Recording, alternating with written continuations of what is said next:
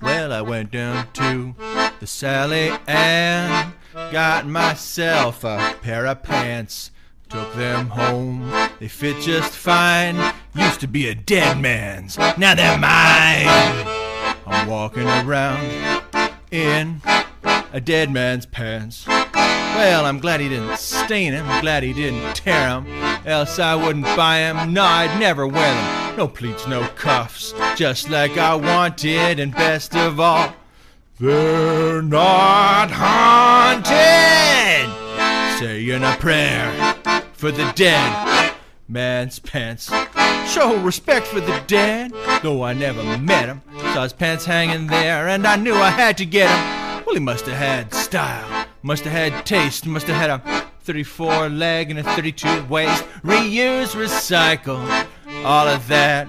But do they make my ass look fat? Yeah, does my ass look fat in these a dead man's pants?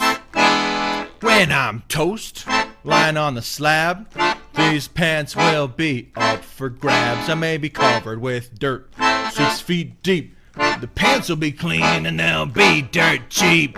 Dead man's pants, you could be wearing them. When I'm gone, I won't mind sharing them. Dead man's pants, dry clean only, talking about dead man's pants.